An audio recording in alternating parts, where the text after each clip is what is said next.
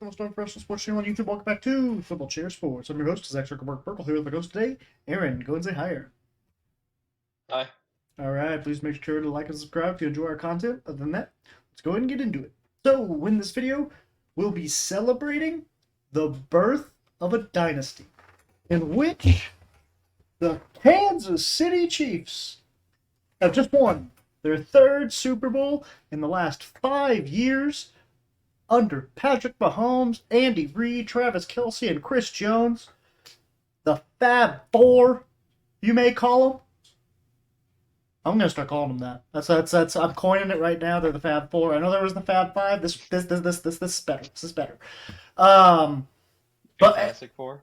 Fantastic Four. Well, that might probably copyrighted, trademarked, by Marvel. Or yeah, that's Marvel, right? Yeah, it's Marvel.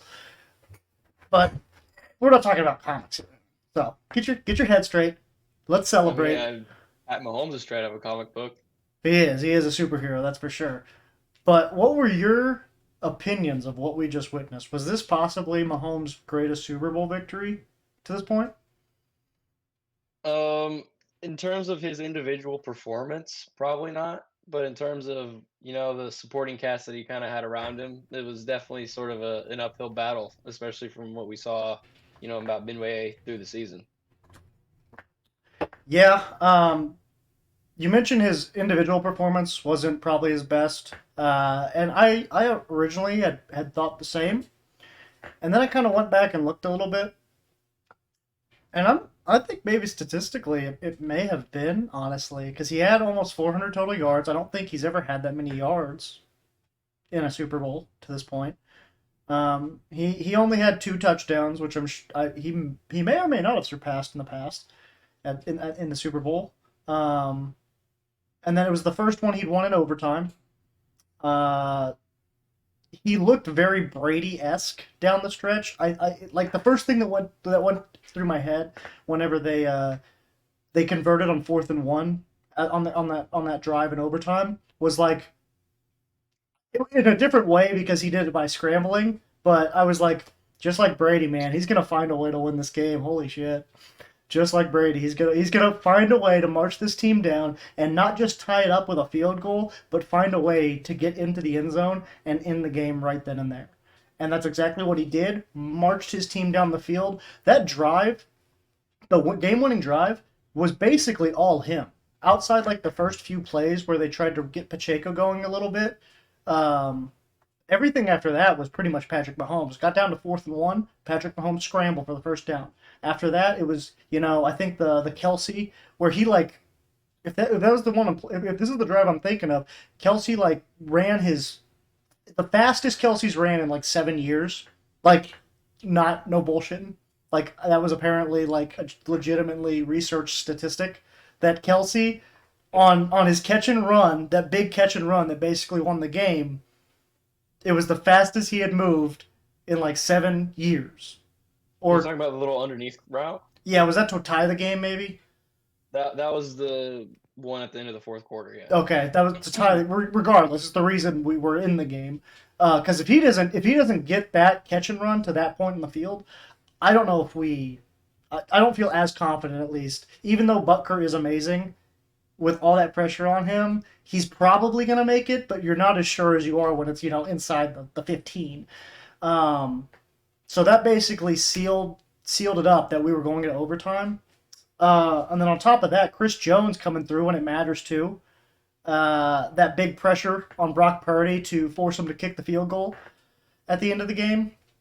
That was, it's plays like that, plays like Kelce, plays like Mahomes on 4th and 1. Those 3 guys, along with Andy Reid drawing stuff up, like McCole Hardman catching the game-winning pass.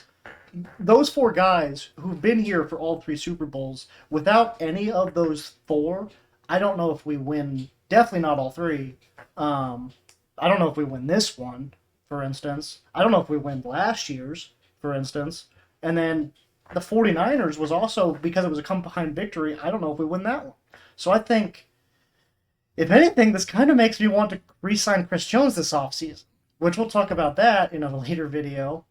But what's kind of your what's kind of your where do you rank this core on like the all-time list? Would you put them right up there with like the Brady Belichick Gronk core, with like the Emmitt Smith, Michael Irvin, Troy Aikman tier? Like where do they rank now after winning their third Super Bowl and cementing themselves as a dynasty?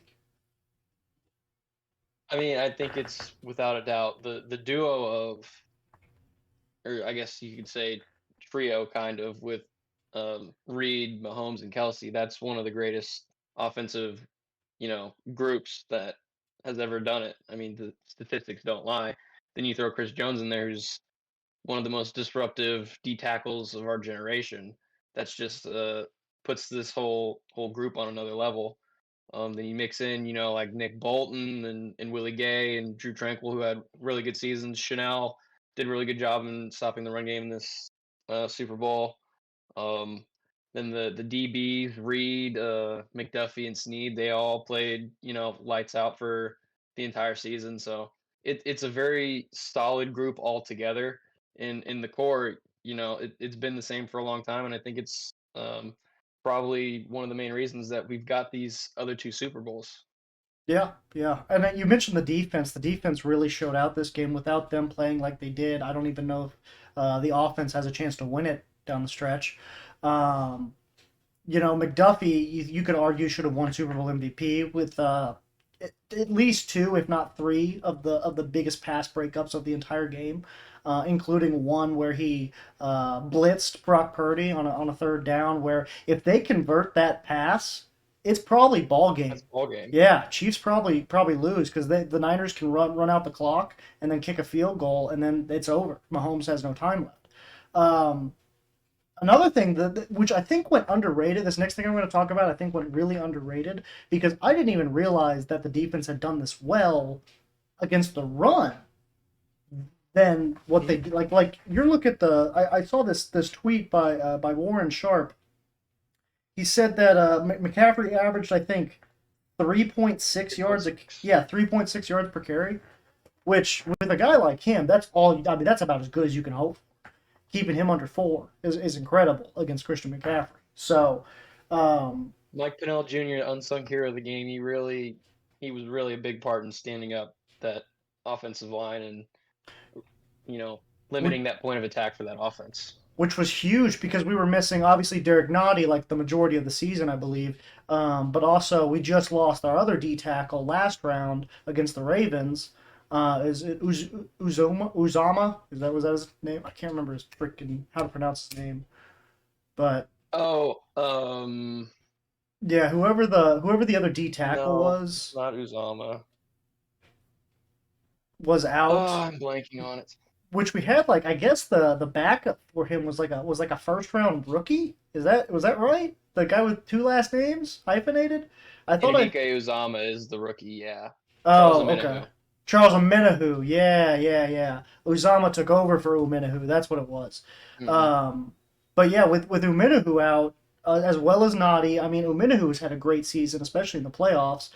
Um, for Pennell to step up and fill in the gaps there was huge. It was huge. And then on top of that, you have George Karlaftis causing havoc back there. Nick He Bolt, he really came on the second half of the season and in the playoffs. yeah, yeah. I know a lot of Chiefs fans were kind of like, I don't know if that was a good pick. Yeah, yeah. I Me, know that was me. I knew you were. I was kind of in that same boat. I was like, oh, I don't really know about that draft pick right now. But him coming on like he did in the second half, like you mentioned, and then especially in the Super Bowl, he was probably the most consistent um, D lineman in the backfield. At least it felt that way. He is so sneaky fast, and he really did a good job of containing Purdy and not letting him get out Mm. and break contain as much as the Lions let him. Yeah, and they were mentioning that Bosa was doing a great job of doing that with Mahomes, which he was. But I feel like George Karlaftis was doing just about as good on the other side. So all credit to him on that. Um, I've waited this long to talk about the Niners because I really feel like this is more about celebrating the Chiefs than it is about putting down the Niners. But I want to bring up the fact that they didn't know the overtime rules, apparently, that have been in place for the last 2 seasons. We just haven't gotten to this point yet in a playoff game. What does that say about Kyle Shanahan and that coaching staff to like just you got to consider that a complete, huge, massive oversight on their part to not prepare the players for a potential overtime matchup in a game as like closely matched as this one was, where even the line was only within 2 or 3 points. Like we knew it was going to be a close game. We knew overtime was a possibility. The Chiefs had been apparently preparing for it all flipping season, which fared enough to them because the whole rule was changed, all because they beat the flipping Bills in 13 second with the 13-second game. When we beat the Bills, the rule needs to change. But when we lose to the Patriots, not everything. No, yeah. But I wasn't gonna mention that whole shtick. But yeah, so the Chiefs, who have mentioned multiple people have mentioned that they had been preparing for this for months. They had like whole presentations over the new the new overtime rules in playoffs. And then for Kyle Juszczyk of all people, one of the most professionals, one of the biggest professionals in the game, one of the guys that you expect to be probably one of the most prepared guys on the field, comes out and says like, "Yeah, we didn't really know what the overtime rules were. We just thought we wanted the ball to score." What does that say about Shanahan? Because like I feel like, in my opinion, he's becoming an overrated coach. Now losing his second Super Bowl as a head coach and his third Super Bowl overall, all having 10-plus point leads. I think it's getting, maybe slightly blown out of proportion. Just Because like at he the end of blows the day, the those players leads. aren't calling the plays. The coaches are calling the plays. So as long as the coaches know, and he had his reasoning for, picking to go first, and as long as the person who's going out there for the coin toss knows, that's really all that matters. But uh, it is like, a nice attention to detail thing that, the whole team's on the same page and whatnot. But I think it's getting a little bit blown out of proportion. Well, yeah, and I don't think it's so much that the players weren't on the same page. I think it was more so that they just didn't understand the whole team as a team. They just didn't understand they didn't I understand the mean, new that rules, is, I mean, and that's how on you don't coaching. know that? I don't know because Yeah, my dumbass knew that. right. I mean, now I mean, the I didn't know whole that the quarter what the thing. hell is the point? What the hell the point of the clock Right. is? Yeah, I don't get That's a that. whole nother story. Yeah, I That don't just needs to understand get that. taken out Yeah, if that it makes no doesn't sense to mean me. anything. The only time that matters in overtime is the play The clock. play clock. Yeah, so just do college rules then at that point. Just have like no clock, right? Because that's how college does it. They just have drives. Like you just get a Yeah. drive. Yeah. So I don't know. hmm I don't understand the point of clock. That's kind of stupid. Now that you bring that I mean, up, I guess it's keeping in tradition of everything, but it's just, but it's pointless. Yeah. why would you call it double overtime as opposed to second quarter of overtime? You know, Well, why even have at that point? I feel like we the should just clock in general. yeah. I I feel like mean, we should it's just do like the first difference drive, between the second drive. NFL and the difference is college, you I start from the 25. I would NFL, you imagine still do the whole kickoff and everything like that. Right. So it's not just so. a drive and a drive, it's like a full like game. So I would But imagine it's very confusing I would imagine why as they have something them. to do with advertisers. Like if like the first team goes three and out, they're probably not going to go straight to commercial. But then if the second team goes three and out, they probably will. And I think they only do that because like a certain amount of time. I don't know. I'm completely pulling this out of my ass. But It sounds like it. yeah, but let's go. Let's move on from that. Yeah, I mean, it felt like the Niners were very ill prepared. Um, at least overtime wise, and maybe even the whole second half. To be honest, they felt like a step behind the Chiefs as opposed to the first half. They were like a step ahead the entire time. Some of that probably had to do with momentum, obviously, with the muff punt. Um, but it was weird. It was a weird game. Like it was a really weird game. And another thing that I don't understand, which at this point they're just trolls. talking about how the refs helped the Chiefs win this one of all. Like, I don't understand, Aaron. I don't get where. What did they do? They're saying he held Jawan Taylor was holding Bosa. Dude, I'm sick of oh, holds should get called ticky tack all the. No, we will hate that. If holding calls got called every single time, I've said this in the past. I'll say it again. Games would never end. They would just take forever, and it would just be penalty after penalty after penalty. It's a stupid rule. That's a stupid idea to have. They were consistent. That's all you can ask for. They were consistent on both sides of the ball. They didn't call holding on the Niners. They didn't call holding on the Chiefs. It was very evenly called. I don't know how you could argue holding otherwise. on the Niners. Okay, but yeah, but like once, right? Like one time. Yeah, Yeah, it was like I one only remember time. once. It was like one time. Yeah, like they basically just let holding go the entire game for both sides. And then in all honesty, if anything, it felt like the refs were a little against the Chiefs. Just saying. Coming from a Chiefs fan, Coming from a Chiefs fan, all being transparent. I will say that it felt like anytime there was a close spot for the Chiefs It was short. near the marker, it was placed short. Yeah, and they didn't even check. That's what, I mean, and they probably they did. They probably did didn't upstairs. instantly go to review anything. Well, no, but I'm sure upstairs was reviewing every single play. There were a couple that There were they a probably should have couple. taken another look at. There That were a Pacheco couple. where he got stood up and Yeah. then kind of rolled over at the end. Well, and then The one with Kelsey, I thought I think there were at least two that they should have taken a closer look at. I thought the McDuffie hold was also kind of soft, but it could go either way on that. You could either give it or you could take. Like I'm not upset with them calling that. It upset me at the time because it extended the game. Like it was the only reason the Niners even got the field goal in overtime. The intentional grounding on Mahomes. I mean that was though. I mean that was intentional grounding. Right was right there. I don't want him to get rewarded for that, and I said that at the time too. I was like, yeah, I don't want it. Right, I don't but want they always give it to him. So That's, why change no, it now? That's true. I mean, that's fine. He was right there at the line of scrimmage. That's fine. And I mean, he was coming back in to try to catch it too. That's fine. I just disagree. That's all. I'm glad they called that. That's all I can say. Because I don't want to get rewarded for, Mahomes just freaking out and pushing it out with his hands because he tried to extend a play and he should have just threw it away earlier. I'm all with you. I just want consistency. That's all I want. That's fine. That's fine. And I feel like there have been that's several times this year where he's been called for intentional grounding, and there's been a receiver in the area. No, yeah, that's fine. Well, agree to disagree on that one. But this video is starting to run long, so let's try to kind of wrap it up here. Chiefs win their third Super Bowl in the last 5 years. Obviously, we're officially a dynasty. What's your feelings of a three-peat?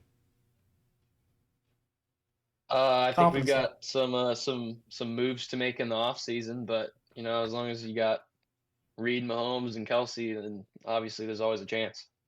Yeah, I feel pretty confident. I know. Obviously, we gotta kind of hopefully get at least one more wide receiver to go along with Rice. Either re-sign one or both of Snead and Jones, obviously. I know Mahomes is working on restructuring his contract, so I think that could help us potentially keep both of them, which would be really nice. I would honestly, which we'll talk about this again in an off-season video, I want us to draft a wide receiver in the first round and then re-sign both of those guys. I don't want to go out and get a big fish. I'm perfectly content with Rashee Rice, another stud rookie, and then keeping that defense. You hope stud rookie. Yeah, a hopefully stud rookie, and then keeping Chris Jones and Snead. But we'll talk about all that stuff in a video later, probably later this week, honestly. Other than that, unless you got anything else, I think that'll do it for the Most Unprofessional Sports Channel on YouTube. Swivel Chair Sports. I'm your host, Zach Circle Merkel. Here with the today, Aaron. Go and say bye, Aaron. Bye. All right, please make sure to like and subscribe if you enjoyed this. Other than that, go Chiefs and deuces.